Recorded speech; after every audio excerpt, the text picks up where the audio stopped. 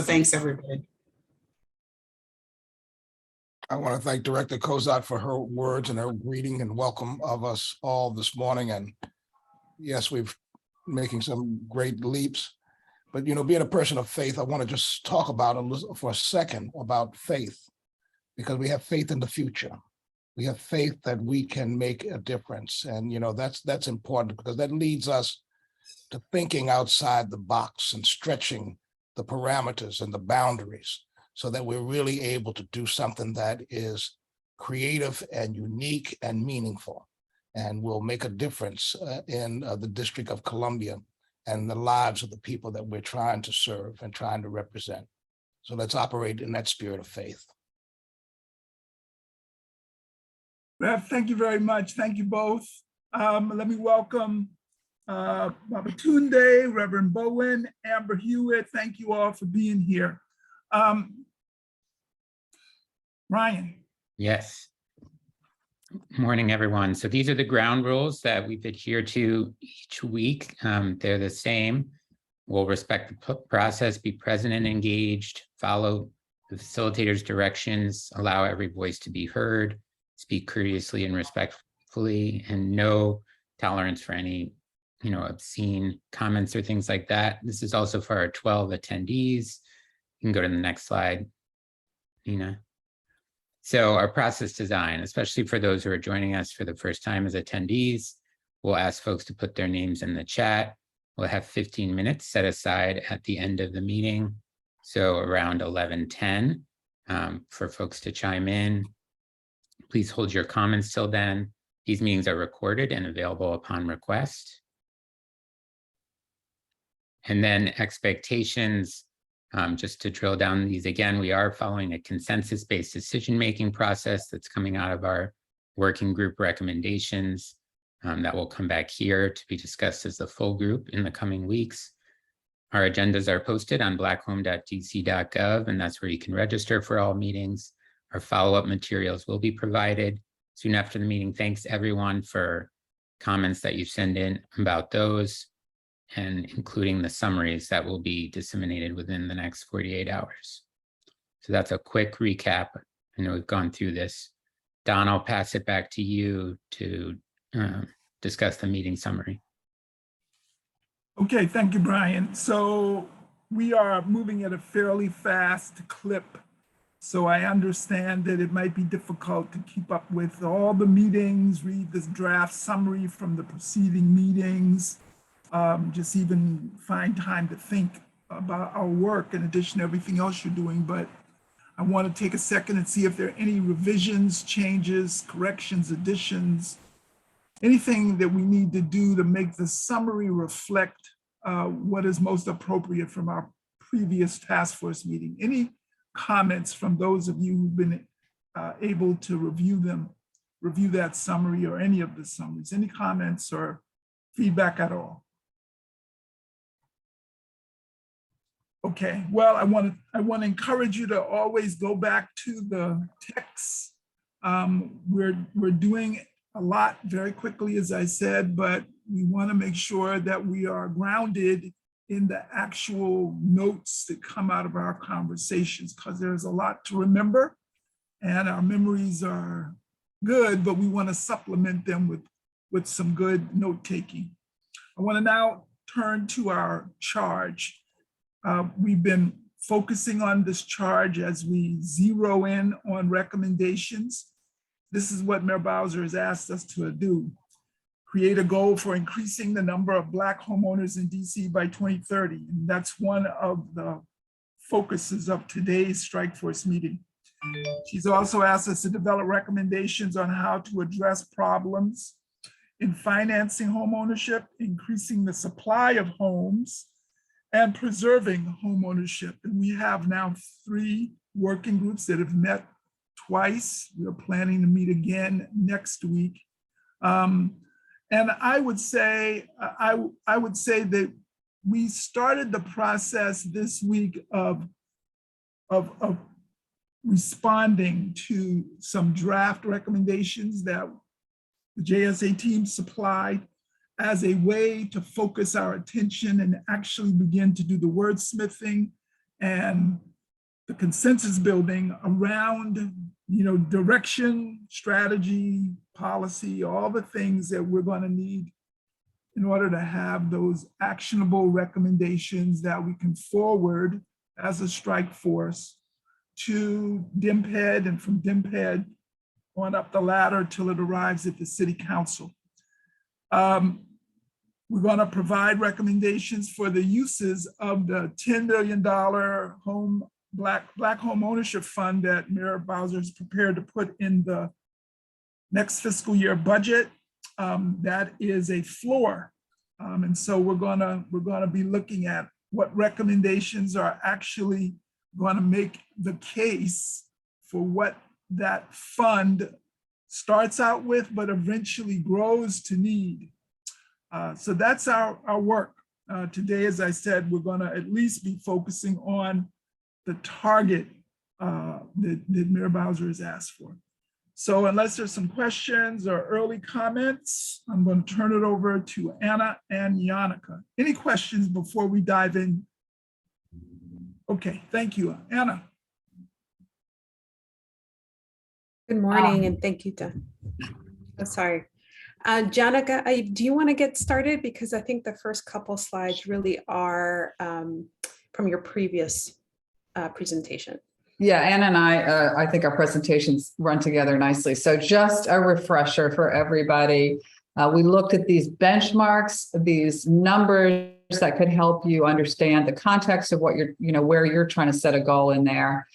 We looked at, potential rationale for different targets. I think a lot of people have been sort of zeroing in on this space between the parity goal, which was to raise the home ownership rate among Black households in the district to that of white households, which would, depending on what year you use as your baseline, look like something in the order of 18,000 new Black homeowning households altogether, net new, including making up for any losses, or something like 10% increase in the home ownership rate, which would give you a lower number, 12,000, still very ambitious stride forward for sure. And so I think that that's kind of the zone that I hear we're kind of focusing on. But these are just reminders to set these benchmarks. And then the next slide, I won't walk through every one of them, but just a reminder again about once you are thinking about what's the overall goal, one needs to parse that down into what are the elements that are going to move us towards that goal.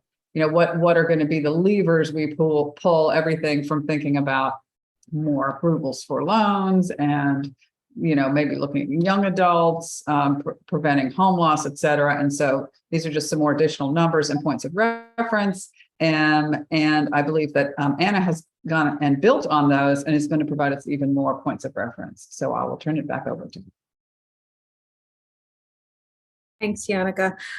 So before I share a little bit about some of the numbers we were able to pull for all of you, I wanted to be very clear as to what you should expect in looking at this. And the first is that these scenarios use very broad assumptions and should not be considered precise or specific recommendations for implementation. The second is that these numbers, you can't really add them up for a variety of reasons, including that there's a little bit of duplication amongst categories. And then lastly, none of these are going to be easy to achieve. Each number we're going to show you is going to require a strategy behind it. And so we're not showing these numbers to say, this numbers is easy and go for it. It's rather to say, this is the number in this category and use that to think about the strategies that are needed. So with that, can you next slide? Okay. So what we did was we looked at three buckets. The first was what's in the existing stock of, and so that roughly 10, of which about 3,600 are affordable. We know that about 14% of buyers each year are Black, and that could be a repeat buyer. So meaning they've already owned a home, but they're gonna purchase like either the next one. And so what we think, the way you could think about this is that there's potentially about 10,000 potential homes for new Black home buyers over the next 7 years, 7 being our goal to arrive to in 2030. Similarly, another interesting statistic we looked into was related to who owns the existing stock in DC. And we know that only a third of the homes, single family homes in the district are actually owner occupied, which means that 2/3 of the homes in the district are being rented. And so if we were to target, let's say about 10% of that for this purpose, we think that would result in about 14,000 potential new homes for Black home buyers over the next 7 years. Now, again, that's just looking at the current stock. And that doesn't mean it's affordable. That doesn't mean that it's achievable. That's just looking at what we have to work with today. And so then the next category we looked into was how can we get additional units to the table? And so, this presentation was done in collaboration with staff members from the Office of Planning, as well as the Department of Housing and Community Development, as well as here at DEMPED. And so we were able to pull from our existing databases some of these numbers, which include that what we know today in the next 7 years is that there's a number of projects underway that are considered to be home ownership units. And so we think it's about 1,500 annually, and we know about 10% of those are affordable, so about 155. And I just using a percentage, about 20%, that would be about 310 projects or units specifically that would add up to about 2,170 home ownership units, potentially to be utilized for this purpose. And we're not saying, again, that these can be, that there would be a necessary policy or approval for 20% to be reserved for this purpose, but we're just using this as illustrative, as what's possible. Similarly, we also know that there's an additional kind of set of projects that are underway that have yet to determine if they're going to be ownership units or they're going to be rental units. And what we know from projects as they evolve is they tend to wait until the last minute, and in order to make that decision, sometimes based on the market or the community in which the project is located. And so that said, we know that there's about 1,400 in this category that we can count annually. And again, 10% of that we believe would be affordable. So that's about 140 homes. Again, using that 20% number, we think that about 280 units potentially could be reserved for that purpose. And in 7 years, that would be about 1,900. And then the next category is the single family condo conversion. So homes that are broken up into condos, and there's about 1,100 of those annually. And if we, again, reserve 20%, that would bring us to 1,500 over the next 7 years. And then we looked at the vacant properties and lots in the district, and we took out all the ones with permits, all the ones that we know there's existing projects moving forward with, and it's about 5,900. It's in the annual category, but just it's the current stock today. If we were to reserve about 20% of those, we think the total would still be 1,100 that potentially could be utilized for this purpose. Similarly, we looked at tax sales. The current number as of today is 1,700, which is a bit inflated due to the moratorium on tax sales.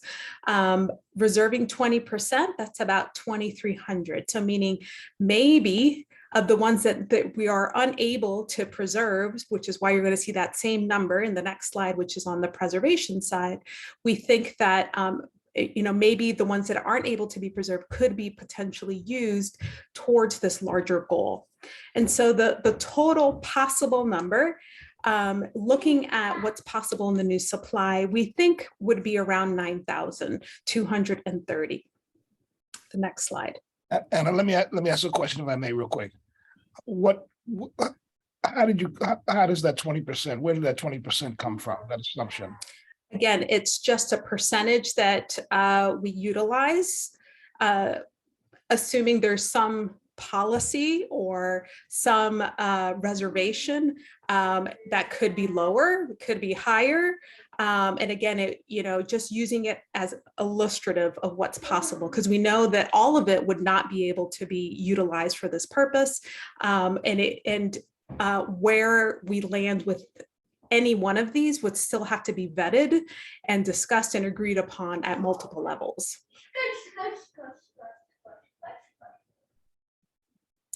Okay, the last category we thought we should look at was how, the different buckets under which we think there could be some preservation. Because again, part of this goal is to reduce the net loss. And so we know, again, that there are tax sales and we would love to reduce that. And we don't have a clean list as to how many of the homeowners in that 1,700 list today are Black homeowners, but we know that about 37% of owners in the district are Black. And so using that as a percentage, we said, well, maybe we could aim for about 4,400 fewer tax sales over 7 years. Similarly, we looked at the foreclosure rates, and the average number of foreclosures between 2011 to 2019 is about 241 annually, with an average about 1,700 homes in the foreclosure process at any point in time. If, again, we apply that 37% to that number, we would get to about 624 Black homeowners that could be preserved. And then we looked at the senior Black home population, which we discuss is maybe a target population that we would want to support in preserving their homes, be it through an heirs process and that estate planning that's been discussed at multiple levels, or in some other strategic initiative that might help them pass these properties on to others, to other Black homeowners. And so we know there's about 20,000 senior Black homeowners, and retaining about 10% of that over 7 years could be 2,000 homes that could be preserved. And so we think using this as a formula, we get to about 7,000 Black homeowners over the next 7 years.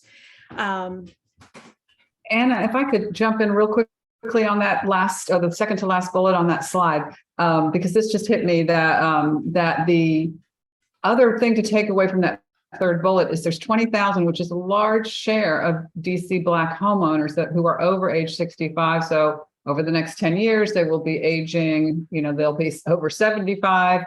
It's not only is it an opportunity to retain, but you also have to keep in mind that a large share of that is going to roll off.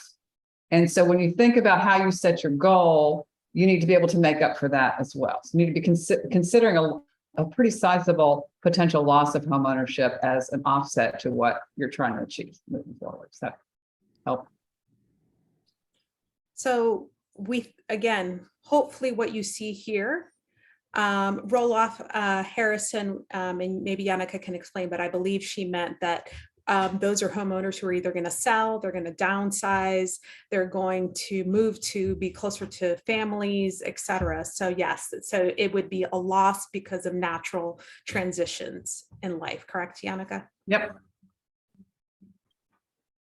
Okay, can we go back to the 2 slides back? One more. All right, so we've got 920, 9230 and 727.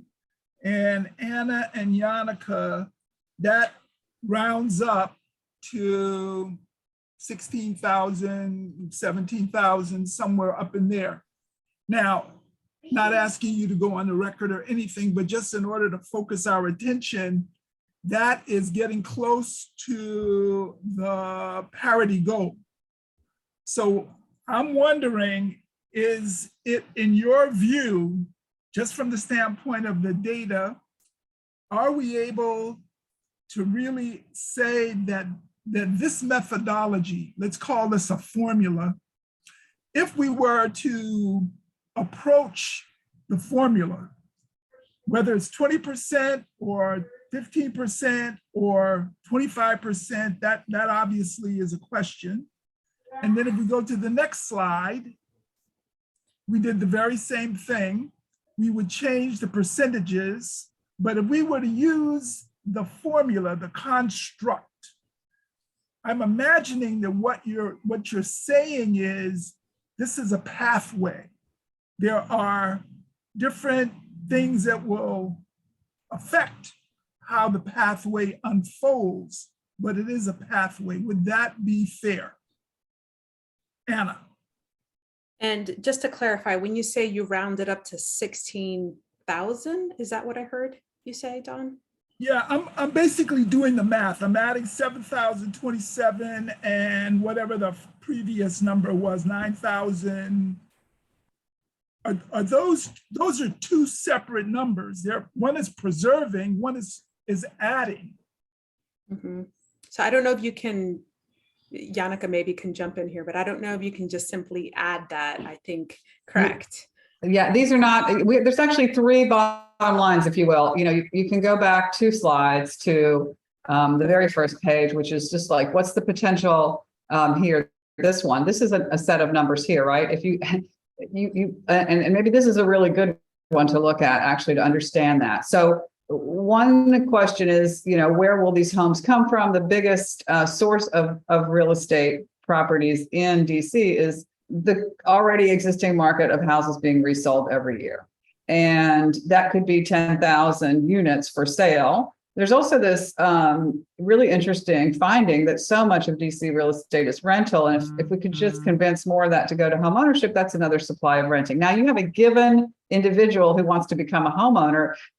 Let's just say both of these things come to pass. They may buy a standard market from the resale market, or maybe they'll get into one of these converted rentals that now they can buy and own. It's the same person. It's not that there's 24,000 potential new Black households here.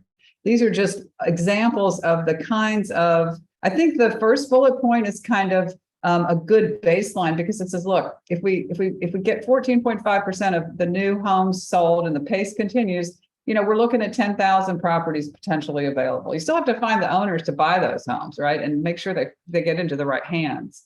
Now, everything else you're going to see are some other interesting tools or levers that you can think about to supplement. You know, you can't even guarantee the 14.5%, but in addition, you want to think about some additional strategies. So one might be, wow, let's do a campaign or something to get the rental people to sell to owner occupants, especially owner occupants of color. Next slide.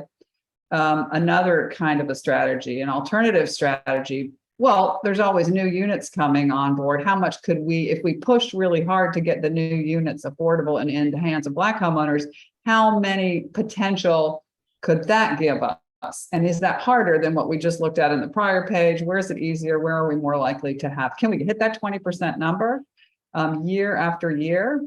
And then going on to the next slide, to my earlier point, you have some senior home ownership at risk as people transition. And there's some additional other ways that you can stem the tide. So these are not meant to be added together, but more just to give you the puzzle pieces that each of the different subcommittees might be considering, and think about how hard it is going to be to get to any of those numbers. Is that helpful? Oh no, that narration is, I think, exactly what we needed at this moment, so there would be no confusion. And you know, part of what I think we want to now do is hear from the Strike Force members, because what we can do is begin to say, all right, we've got different puzzle pieces, as you said, Yannicka, and the real issue before the Strike Force is, what are we going to put our bet, what number are we going to put our bet on, which is basically where the recommendations are going to come from. But we've got to decide what that number is. And so I'm very interested now with that very helpful narration from you and Anna, Yannicka. We want to hear from the task force members, the Strike Force members. Okay. I actually have a question. Harrison, and then Reverend Hagler. Yes, thank you for the detail in this. I love kind of breaking down numbers, and in terms of a recommendation, I believe we should shoot for the stars, right? Like set a bigger target, because we know there are going to be things that kind of come up. So if that 16,000 number, which I guess exactly how we add. I need some help with the math, but I think whatever our target is, the number should be higher, aspirational, and let kind of the market and other forces correct us down, as opposed to setting a conservative number that, because I think you always, can always end up short of something conservative, but we should shoot further. Also, just from a messaging and communication standpoint, the bigger the target, the bigger the goals, the bigger the, aspirations, the bigger the effort. So I say make the number as big as reasonably possible. Don't know exactly what that is and need some more help with math, but I'd say shoot further than instead of shooting conservative. That'd be my guess. Great. Nina, go back 3 slides, please. Okay, someone else, Reverend Hagler. I don't have anything at this time. Okay, Babatunde and then Sheila. I just have a question. I wanted to get clarification, or actually just hear again that I believe I heard that 2/3 of the single family homes in DC are rentals. Is that correct? I don't know about the rest of the strike force, but that's an alarming number. Yeah, Anna, was it 60%? Yeah, so a little less than 2/3. And I think it's all the unit. I mean, you can call it single family. It's all the housing in DC. It's very renter centric. And I think so. Does that include multifamily units and like apartment buildings as well, Anna? We would have to drill down further to see, but that's just generally speaking across the board. Okay, all right. So it could include condos and not just single family homes, meaning detached homes, row houses. Correct. Okay, Yes. all right. Because that's a much different conversation when you have just single family. Oh, okay. Thank you for that clarification. I think the condo is an interesting middle ground there, because we've had a lot of conversations in the subcommittees about the role of condos. And of course, a number of those would be good opportunities for first-time home buyers, and a number of those are probably rental properties. And the more condos that are rental properties, the harder it is to get financing on the rest of the condos in any building because there's cutoffs. Okay, Sheila, then Joanne. Yes, thank you for the presentation. It's very helpful. Looking at this particular slide, increase to Black home ownership. First of all, the word affordable.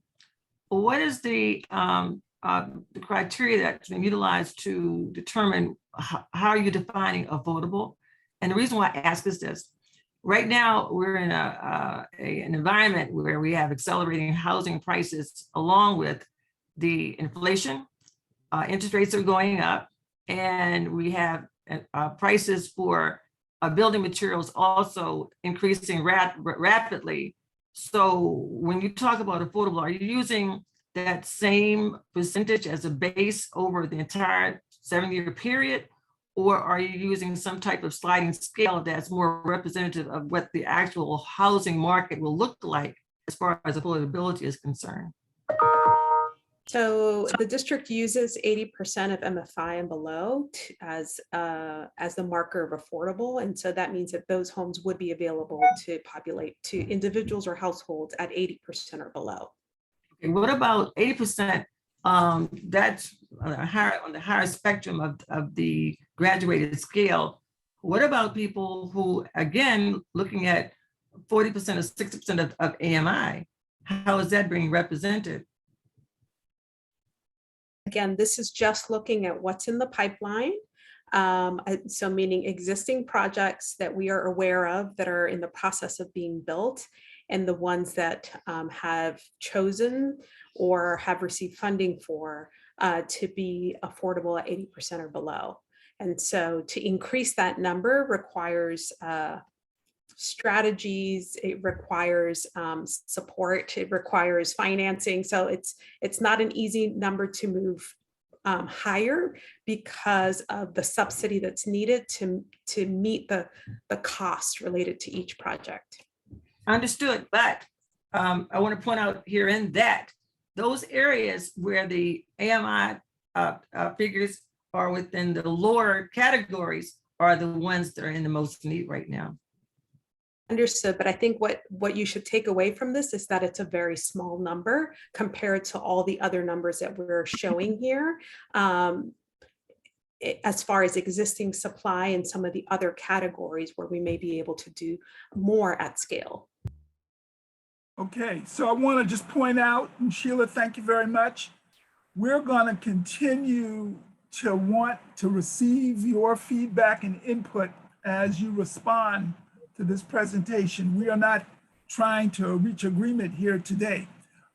We want to continue to hear from you. And so as you make and you engage with these presentations, remember we're keeping a window open for you to make input and to further elaborate on your ideas.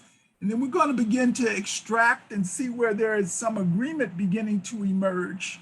So just let's everything at this meeting is in, nothing is out, everything is in. Okay, so let's hear from Catherine and Karima. Thanks very much, Anna, for this presentation, and Yannicka, this was incredibly helpful. My question actually is, so the way my brain works, I'm looking at if we use parity, which is one of the aspirational goals, or in terms of numbers, right? I wanted to go to the whole 27,000, but I'm willing to back down to the parity, right? Okay, so if I divide that just straight math of 7 years, I was using 8 years, but Don tells me we need build up time. So it's about 2,600 net new Black homeowners per year. So that's the number that I'm kind of holding on to. So you guys need to tell me if that's a good number or not.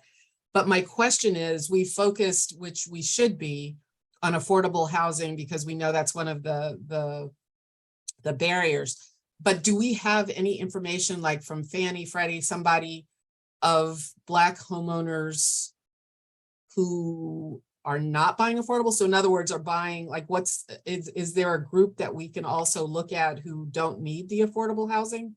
I'm just trying to get, like, what is our universe for real, right? I think those numbers that Anna showed include all, if you take all the 100,000 homes or 10,000 homes a year, whatever it is, I guess 70,000 over the 7 years, 10,000 homes sold a year in the district includes homes of all price points. And then you say, okay, and let's say 14.5% of those are bought by Black households. We haven't like segmented by what share of each tranche of the affordability spectrum, but that probably assumes some people are going to buy at higher price points. Okay, so the number you're telling me that we're currently at is the 1,450, which is across all income levels, and that's what we're doing right now. Is that right? That is correct. That's based on data today, which could change in the coming years, but assuming the trend stays the same, that would be the number.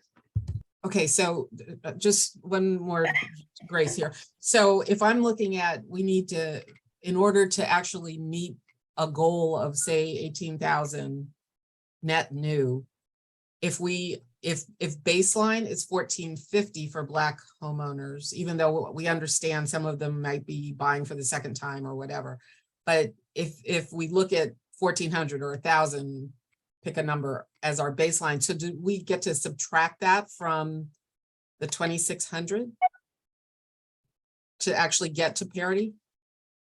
Did you follow me? Okay, so you look at 18,000 is how many net new we need to hit parity, right? If that's our number, if that's the number we pick. Divide that by 7, you get around 2,600 a year that you have to sell, right? I mean, or that Black homeowners have to buy to get us to that 18,000 net new. I'm looking at this, and what I'm hearing, and I'm just checking what I'm hearing, is that without doing anything differently than what we're doing now, there are 1,450 Black homeowners buying houses annually anyway. So if we're trying to get I think that's a fair way to think about, again, in orders of magnitude. And then what we're not seeing is how many Black homeowners are moving away from the district, selling, getting foreclosed on, tax foreclosure sales too. So you're not adding, even if this were to hold true forever, 1450 a year, you would also be having some loss. So it's not a net new 1450, it's just a gross new 1450. But it's a baseline. It's a really you've really interpreted that correctly. And then I just wanted a caveat on that. That's And it. I appreciate that caveat. Okay, yeah. And Catherine, just to be absolutely clear, when you say the 27,000, it's divided by 7, which would be about 3,800. I didn't do Also, 27. I told you I backed down to the 18. Got it. Just to get to parity. Right. I know. Look, I'm pushing for 27, but I'm hearing everybody to back off that. So that's how I got to 2,600. Yeah, I'm just trying to figure out are we doing whatever we're doing, are we going to actually get to, can we do 2,600? It's an easier number to think about on a yearly basis for me than the 18,000. That's all. Okay, I got it. Thank you. Catherine, thank you. Karima and then Joanne. 2 quick comments just to build somewhat on what Catherine was just saying. I think we should also factor in, quite clear on how to do so, but factoring in those particular Black homeowners that may relocate here from other areas for job opportunities, whatever the case may be. And I do see a strong contingency in the market of Black homeowners that are coming from other states that locate, or even within the region, to locate here in the district.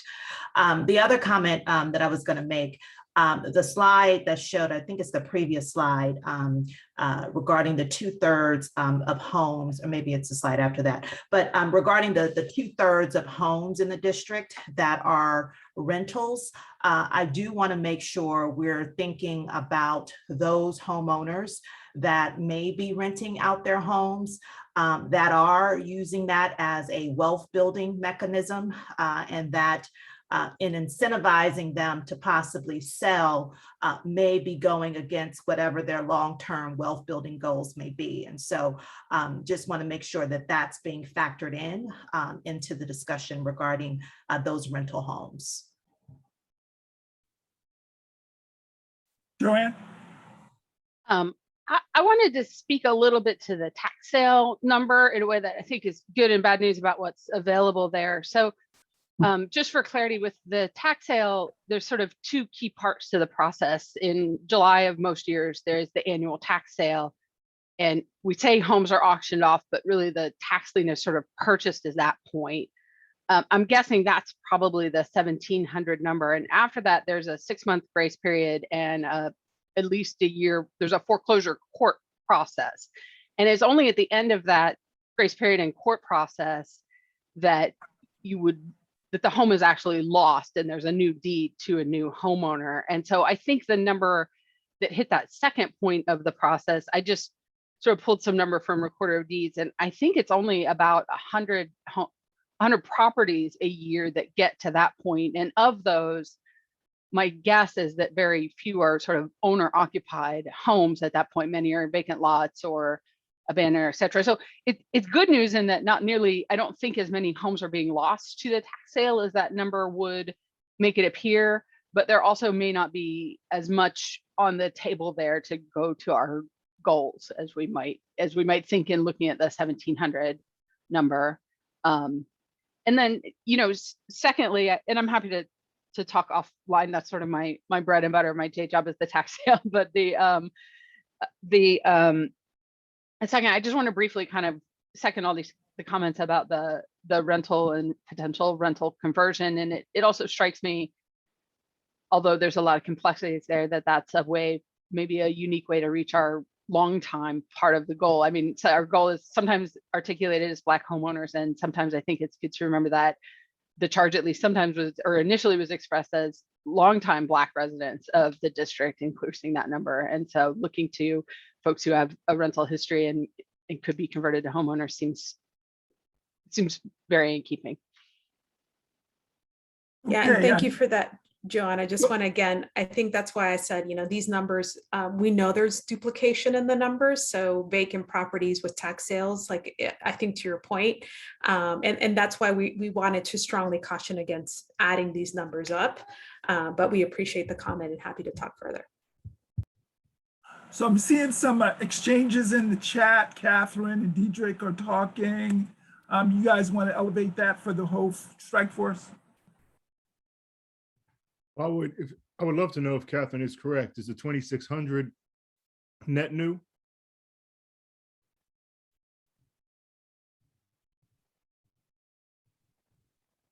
I'd like to know if I'm correct as well. All right, they're going to look at that. Look for that and come back. Some other questions or comments? One other Sorry, what did question.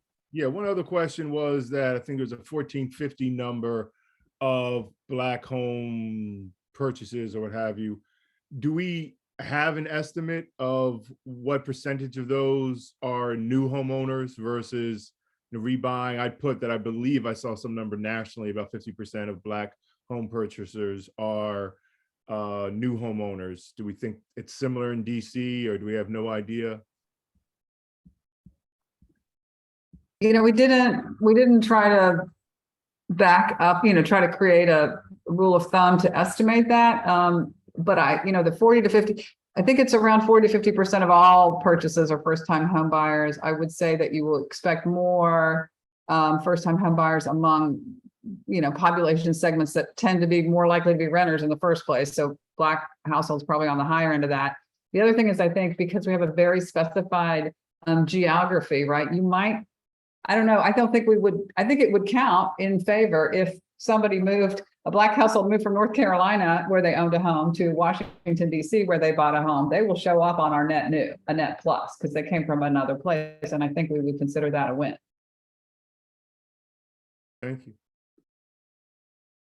Okay, I'm going to ask if we can, Catherine, if we can, or Anna, we can go back to the very first slide that was presented, the very first data slide, that right there. This is what we've been kind of talking around. I wanted to come back to it and give the strike force members another opportunity to weigh in.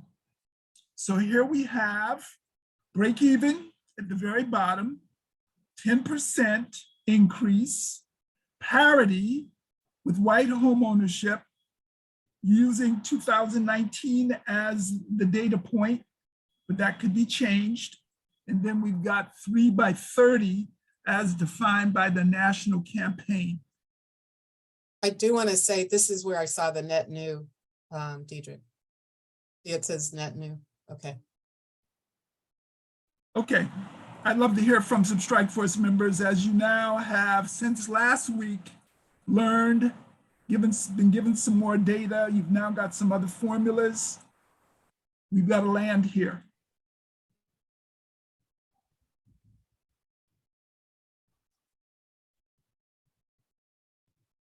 Leave it there. Ayana. Hi, yeah, so my question was, has anybody investigated how many vacant and blighted houses there are in DC that are, receiving these ridiculously high tax bills? Because I know especially blighted happens where the DC government has to actually step in and, start cutting the grass and maintaining the property. And I'm thinking that's a good opportunity. I just have no idea what that count is. And that was included in the new supply. There's about 5,900 homes and lots in the district. So we've already accounted for that as well. Okay, thanks. Thank you, Ayana.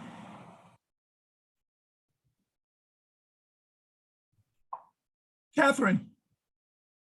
Hey, so I'm just playing with these numbers, and I, as I said, sort of flippantly, I wanted to go to the 3 by 30 just because I felt it was aspirational, but I'm trying to be realistic. And as I heard the input last week, folks, especially the agency directors who are going to be having to deal with this on a daily basis, they were all sort of like, let's get to something we can actually achieve. So, and then if we look at parity, it just kind of leaves a bad taste in my mouth. So just as a suggestion to throw out there, Don, your model of put something on the table that we could talk to. If you take sort of the average of those two, it comes to 23,153, which would be about 3,300 a year. And then if you think about, again, 1,400 of that 33 is sort of happening already. I mean, it just doesn't seem, it seems like it's a reasonable or something that we could actually achieve to me. So I'm just throwing that out there, unless, you know, and then wait for whatever anybody else wants to put out. Very helpful, Catherine. Yannicka? Okay, I just want to make sure the Strike Force members have a chance. I want to take a step back and think about this word aspirational. You know, if I look back to 2010, or if I could go back to 1940, 1960, whatever, homeownership rates move pretty slowly. I mean, to achieve an increase of 2 to 3 percentage points is already a pretty major event. And just over the last 10 years, the DC homeownership rate has bounced, the city as a whole has bounced from like 47%. It hit a low of maybe 43%. Now it's back around 45%. Like those are the kind of movements that happen quarter to quarter and year to year. And so even a 10% increase in homeownership rate among the population of Black households is a pretty aspirational step. I think it's great to be aspirational, super aspirational, but to just again remind you that we're moving in the negative direction right now, not the positive. So in some ways, anything positive is aspirational, and just how aspirational you want to be and how you want to help people think about that is, I think, for you all to bear in mind. Okay, Anita. I didn't have my hand up, but I did put something in the chat. I just asked Catherine if she would chat her recommendation because I was trying to follow it. But while I have the mic, I'll just say that seeing these numbers was really helpful in seeing, you know, how we might line up with parity or exceed it. And maybe there's a way for us to message around exceeding parity.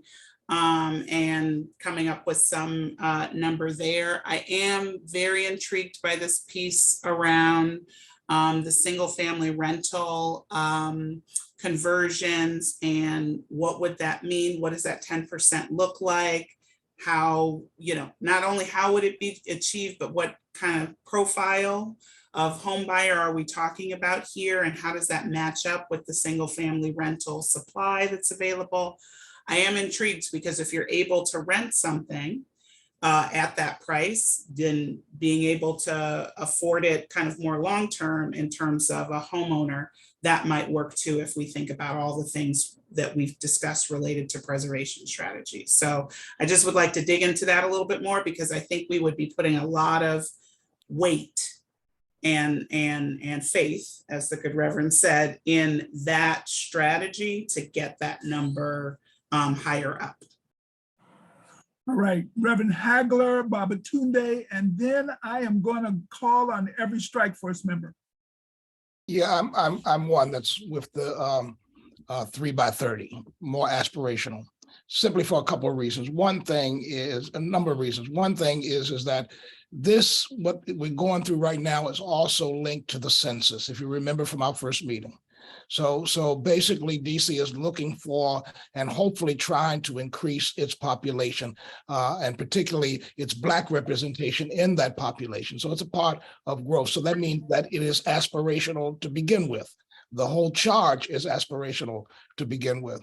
And I think that we really need to look at it from those terms, and particularly when you talk about rental, because the trend all across the country, as Director Kozak pointed out, is that rents are higher than mortgages right now. Just about every place all across the country. So you got people who are paying basically above what they would be paying in mortgage if we can prepare basically those who are renting to basically get over the threshold to get into home ownership because they're paying to live someplace. And and we got enough resources and tools, I believe, if we structure them, that we can be aspirational. And if we miss the goal, we miss the goal, but at least we can say that there were some clear intentions of advancing home ownership and Black home ownerships in Washington, D.C., and also to counter the trend of the loss of Black population in D.C. Tunde. Yes, I just want to echo what Catherine threw out there. I think that probably from a messaging standpoint, saying that parity is the floor and the 3x30 is the ceiling, I think is a good approach that we sort of, we keep the aspirational goal high, but then we also have a realistic target as well, sort of like hedging our bets, if you will. I think that makes it more palatable for everyone in terms of working towards a goal that doesn't become so overwhelming that we know that, if we're pushing forward on the parity goal and we exceed it, then we can go ahead and push forward to the 3x30. Thank you. All right, I'm going to start calling on folks. Ayanna. Yeah, I think I'm more in agreement with parity, but I'm also kind of hesitant with that because just of an example, I just wrote an offer on a house in Deanwood for a first-time home buyer who was not using HPAP or anything like that. And I found out through Instagram that we lost out to a person, a non-Black buyer, right? And so I'm thinking, these more affordable units are actually, enticing to everybody because, everybody wants to move to DC and, people have the same challenges regardless of their race. So I'm just thinking from an inventory perspective as to competition. And if there's, if I'm writing an offer and there's 5 other offers on a house, I don't know if the market is going to continue this way or not, but, how can we, better position in accordance to this goal that we're going to be able to beat out, the competition. So initially I'm going for parity, but in a more realistic sense, I think that the 10% more just might be more achievable just from what I'm seeing on the ground. Thank you. Harrison.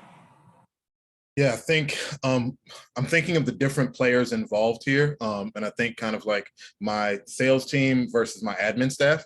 And I think of the government folks that are working with us and are going to help us accomplish it as more the admin staff, where a big number is intimidating. And the reality of like targeting a specific number probably feels better, but we think of the other folks that are going to need to be involved to help accomplish this, which are the people on the residential sales side. That's going to be mortgage brokers, realtors, all the folks on that side. The bigger number, I think, is what, from a marketing and communication standpoint, we need to lead with. To Reverend Hagler's point, we are here because of generations, hundreds of years of disparity. So I think the target now needs to be big, audacious, and maybe even a little ridiculous amongst this group. But if that is what is communicated out, that gets the people on the sales motivated by money to be a part of this side to participate and get bigger. So I challenge the thinking a little bit and think that it's a balance between two. I completely respect the administrative and back-end support who have to help us execute. But as we're messaging and communicating this, which we've said a couple times in this group, is a big challenge. I think the number does need to be big, bold, and audacious. So I'm voting for the 3 for 30, the 27K, like knowing in this group that it will be really challenging to get there. But I think we have to lead with something that big and bold to be able to get all the other stakeholders, excited, enthused, and engaged, and working together to hopefully land somewhere in between. I just don't want to, aim short and end up even shorter than where we aim. So that's my thought. Thank you, Harrison. Yannicka, thank you so much. We understand you got to go. Suzanne Slater.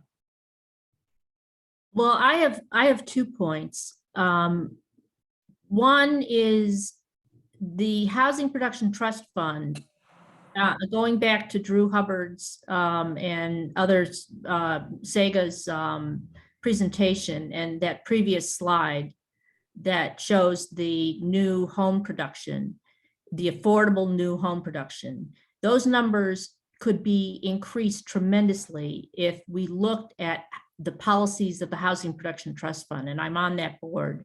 We don't really do home ownership. The numbers are very small. And I think that's a lot of subsidy going into rental.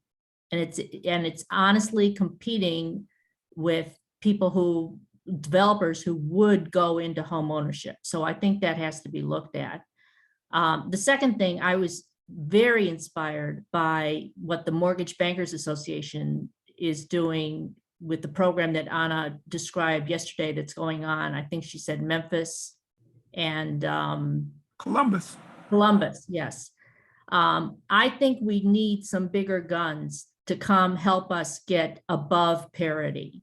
And the bigger guns I'm thinking about is getting the Mortgage Bankers Association involved in this goal. And also, we at Habitat deal with Fannie Mae and Freddie Mac. There are people there also who, because the laws allow you to target Black home ownership without running afoul of fair housing and so forth. We've had some presentations on that. I really think we need to pull some big guns in to get us above parity. I agree that parity is just not as good a goal. It's a very dynamic goal. We don't know what else is going on in the market. And I think going up to something between parity and the 3 by 30 is the more aspirational and more appropriate goal. Thank you, Suzanne. Harvey. You're on mute, Harvey. I think we should go for the bigger number, and as well as contact or coordinate with some of these bigger banks and these CDFIs that participate also. In reference to the rental aspect of it, I know on our team, 73% of homes in east of the river are renters. There's a lot of land there that is undeveloped that can be focused on, and getting the teams and the sales team and incentives and things like that to help get this out and make sure that some of the old regulations are changed with the Housing Production Trust Fund to focus on home ownership, because it's outrageous that you have the majority of your homes in the city that are renters. And how are we going to get to this achievable number if that's what the focus is by the government? And I guess that's the question that we all need to think about. And thank you, Harvey. Reverend Bowen. Yes, I'm on here as a government representative by virtue of the fact that I, had the pleasure of heading up the Office of African American Affairs, and based upon that charge, I'm compelled to be ridiculous, as has been stated earlier. So I think I support the 3 by 30 goal.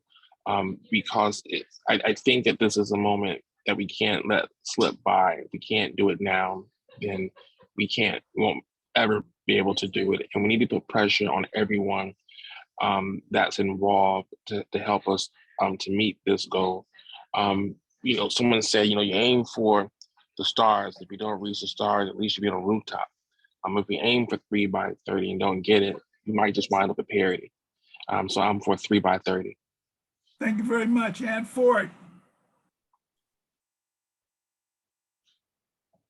I don't know. I'm still stuck at parity because like here, I'm here in a condo, and I have a white owner upstairs. He lives in New York, and he's getting ready. He said his assessment went up to 110,000. So he's going to get the renter that's in there to move out to buy his house, and then he's going to sell his unit. So that's going to be a whole lot of money for somebody to come in this condo where I am. So I'm like on the page, and then other people here are renting. A lot of the renters are saying it's cheaper to rent and not buy. They're not thinking about buying because they'll have to take money and put it in. So I don't know. I'm just still on the table about this. I just think that I really am. So I'm gonna pray about it, give you another answer at another time. Okay, that's fair. Joanne?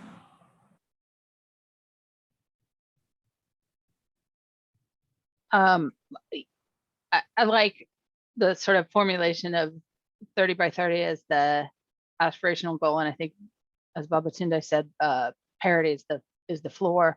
I'm really struck by the presentation today, and the numbers were really valuable. I mean, again and again, I think the strike force has brought us really on point information to guide us. But as we see, I think those numbers in a way help create some reality of the challenge. But I really like the kind of, what do you do with that? Do we reduce the goal, or do we think more? Do we look at the Housing Production Trust Fund? I mean, I think what the takeaway to me of the challenges is that we need to look at even more innovation, bring in the big guns. So that's just sort of an observation. I don't know where we go, but I like the thinking of everybody who's spoken before me on this. Thank you. Sheila Cross-Reed. Can I say one more thing before you go to your next call? Does the numbers include those that are already being built here? Anna's saying yes. That is correct. Okay. And I do just for clarification on HPTF. HPTF is a piece of what pays for the affordable rental units today. And even then, we've only produced about 4,200 since 2019. So again, as we think of Susan's point, if we go big, then we need big recommendations that support that as well. Okay, we got a few more people. We still got to hear from Tim, and we still got to hear the public comment.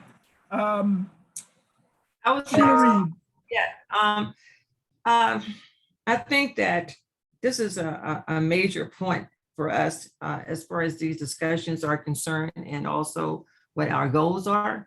And I think that we have to be realistic. I tend to bend toward being one who optimism to the glass is half full, and to go with the 3 times 30 as a goal to try to hit. And that we are now analyzing the problems that are bring us to this point. So therefore, the Housing Production Trust Fund, we know typically puts a lot of funds and subsidies into the creation of LIHTC or rental housing. So now that it is being made clear that that is not what we want to do, that type of methodology changing would be extremely helpful, particularly in the aspect of the rental housing, seeing that now that people are focusing in on the fact that with the rental housing, there's no way you can create generational wealth. Okay, so we have to change that, and we're focusing on doing that. And finally, and I think one of the most important things is looking at the competition that people are dealing with now and trying to purchase houses right now because of the housing market. Northwest is just about gone as far as affordable housing is concerned. Northeast is just about gone as far as affordable housing is concerned. Now Ward 7, Ward 8 are the main focal points, and you have a lot of competition, as was said earlier, where you have multiple contracts coming in that African Americans have to compete against, sometimes hedge funds, investors. Sheila, we're running out of time, Sheila. I mean, I just want you to know we're running out of time. Okay, Sasha, then Karima.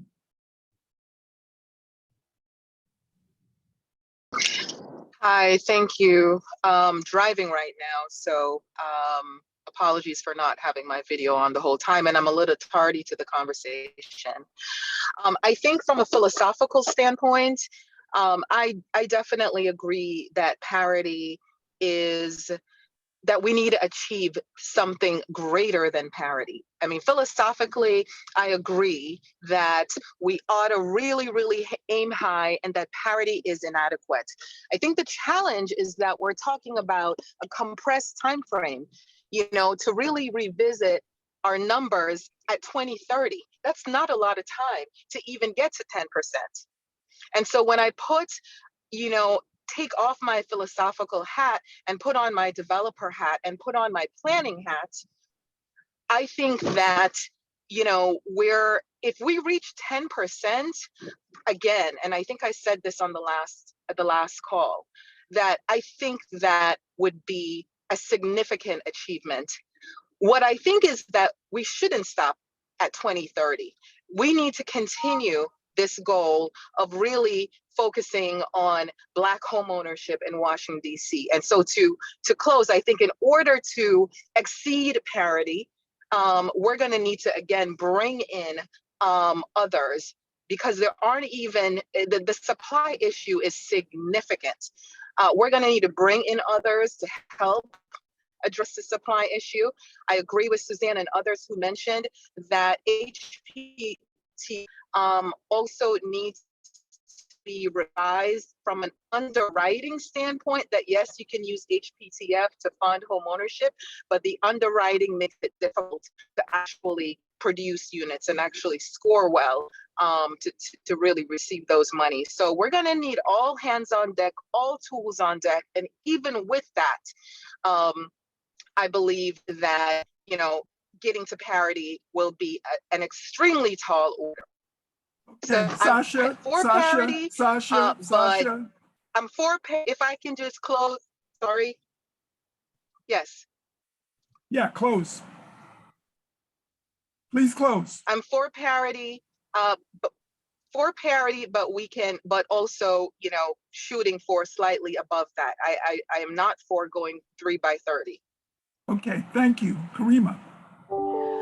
Real quickly, I haven't yet landed on a finite number. I'm leaning towards 3 by 30, but I do need a little more data, particularly about the rental units, the 2/3 of homes that are currently being rented.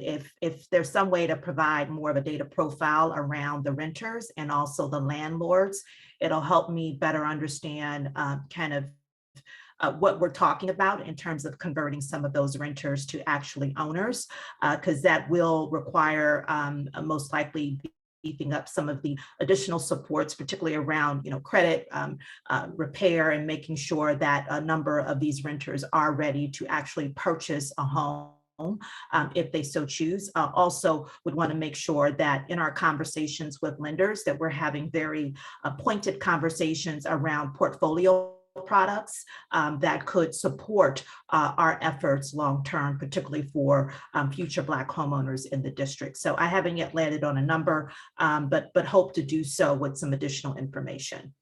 Thank you, Karima. Amber. 2 quick comments, just also given my charge as a DC government representative leading the Office of Racial Equity, I think parity is too low. So not being the state of equal, but thinking about this from an equity lens. So I'm leaning for a number in between parity and 3 by 30. Thank you. Drew. Apologizing, I'm multitasking, but definitely wanted to weigh in. So I'm still at parity as a goal. I think parity, based on what that yields, is still a huge aspirational number. And just associating myself with some of the comments about the time crunch we're under, we're basically going to be doing the next 7 years almost as a pilot, and we're going to have lessons learned that help us go above and beyond. So being realistic about where we can get in this time period, and then setting further far out dates, I think is something to consider. I also would submit, I don't think the trust fund is the right vehicle. I would put on the table, as you say, for consideration, when you start thinking about a separate, wholly separate homeownership production fund just for this purpose. Unwinding what's already in statute in the trust fund is going to put us at odds with other folks in the affordable housing sphere that we don't want that fight. And I'm going to tell you that right now. It's going to be cleaner, simpler, come up with a wholly independent homeownership production trust fund. Okay. All right. Thank you, Drew. Deidre. Yeah, I mean, I'm for shooting for the stars, but I don't know if we need to go like 20 trillion light years ahead. And I guess that's my concern about the 3 by 30. I think we have bad framing too. I mean, I wouldn't focus so much on parity. I would focus that we're at -500 a year and we're trying to push for a goal of, if it's that parity one, 2,600 a year for 7 years. Like, that's a huge increase. And again, I just want to kind of make sure I'm on the same page with everyone. I was looking up, Trulio had some report that DC metropolitan area had the largest increase in Black home ownership from 1990 to 2015 with a 10% increase. So that's, in double the time, and not even just DC, but the whole metropolitan area, a 10% increase. I mean, I think it would be amazing if we got to what is listed 10% more. I wouldn't frame it as 10% more. Again, I would frame it as moving from -500 a year to get, to looking for 1,800 a year over 7 years. Because again, I mean, that means next year we have to move in 2023 from -500 to a positive 1,700 or 1,760 and continue that. I like people's big goals, but I think a huge goal is a 10%. Sorry, I'll stop. Thank you. Thank you all. I'm going to now ask Tim to give us a very quick appreciation of the work he's been doing around engaging other actors. And then we're going to move very quickly into our public comment period. Tim?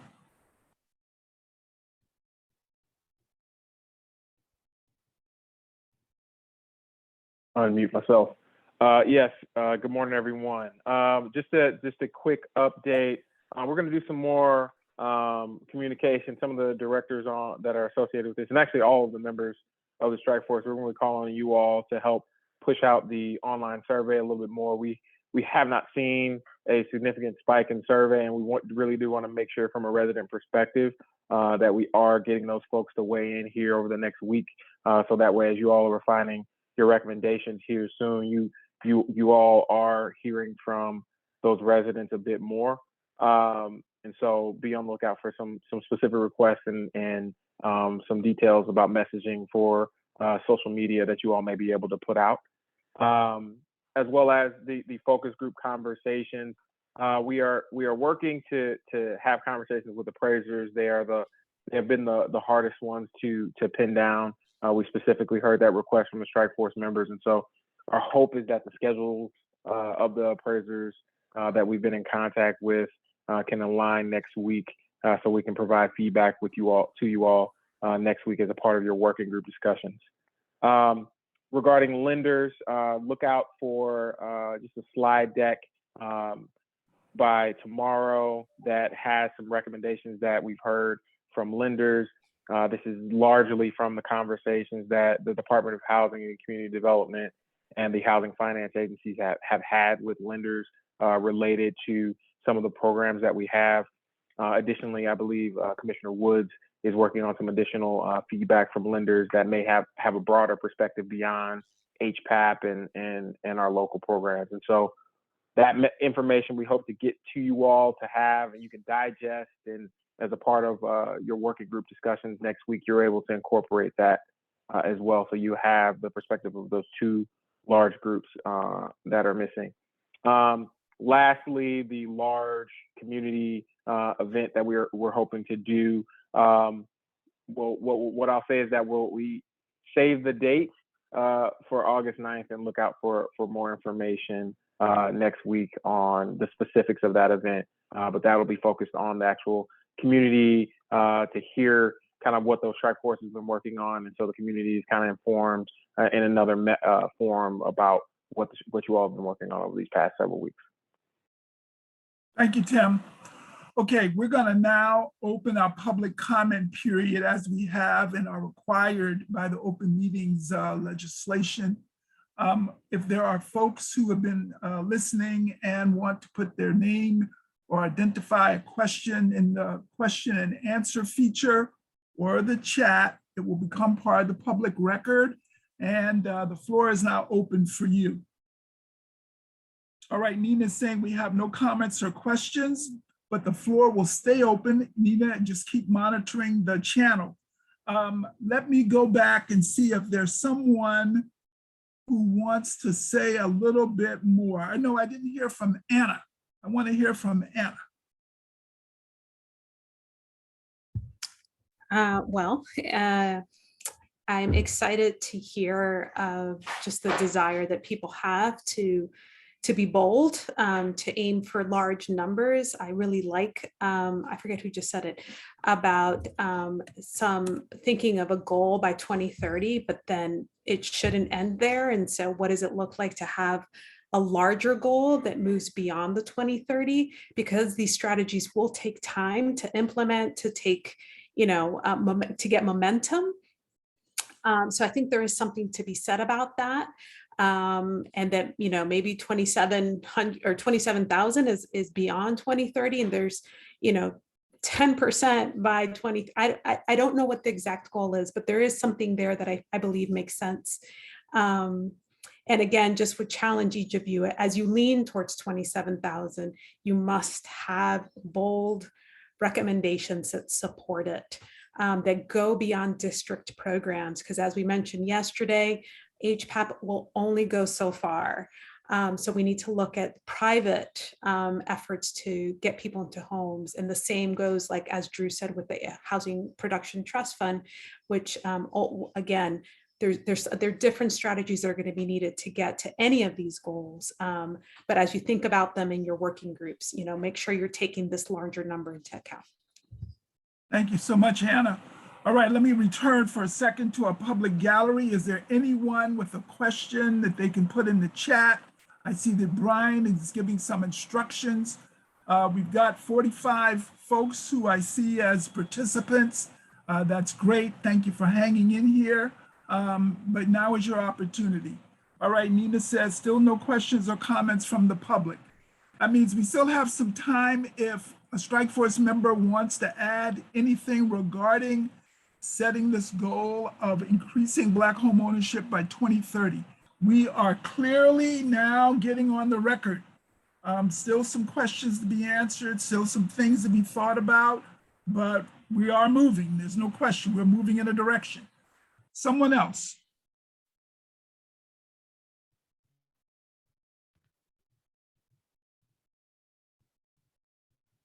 All right, then, we have another meeting in about 40 minutes, so I'm going to recognize our two co-chairs, and we will then move on. Now, let me say a word that you should remember. We're leaving the door open until 5 o'clock today. That puts pressure on the people who are attending this meeting and the meeting at 1 o'clock or 12 o'clock. I regret that, but we want to again capture. Okay, now I'm being told that there's two questions from the Q&A. What are they? The first question is from Kathy Marshall. She says, can you set a goal for keeping existing people in their homes?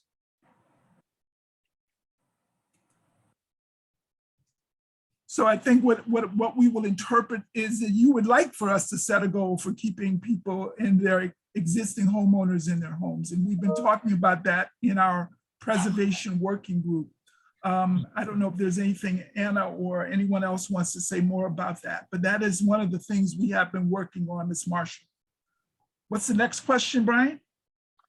Next question from Kanetta Calloway. What percentage of the renters make up investment development in DC? A large number of apartments have been developed in DC, thereby increasing the renters. Okay, what I'm going to say is we're almost out of time. These kind of data specific questions are difficult to respond to in real time. However, your questions are part of the record and it will be answered between now and the next Strike Force meeting next Thursday. If you want to have us respond to you directly, we can certainly take an email address or some other information, but that is a question that we'll need to give people an opportunity to find the answer for you. Brian, do we have anything else? We do. The follow-up on that is, can a moratorium be placed on apartment development? So maybe that's one we can follow up with as well with that statistic. And then one other question from Melissa Millar. Can you talk more about how involving the Bankers Association more might eliminate concerns of discriminatory approaches as we seek to increase Black home ownership? Yeah, I will say that I think the point again you're making is that you want input from bankers and lenders and appraisers that will decrease discriminatory impacts. And we probably agree with that. But to really give you an opportunity to hear more about that, if you want, we can make sure that you have an opportunity to listen when we hear from those folks and they make their recommendations. Again, we want to engage folks who are not on the strike force, but we also want to be legitimate in responding to you and not giving you a superficial answer. Brian, is anybody else where we still have a little time? That's all for now. Thanks everyone for your questions. All right, all of those are now on the record. They will be responded to, but I want to thank you all for offering that input. Reverend Hagler, Anita.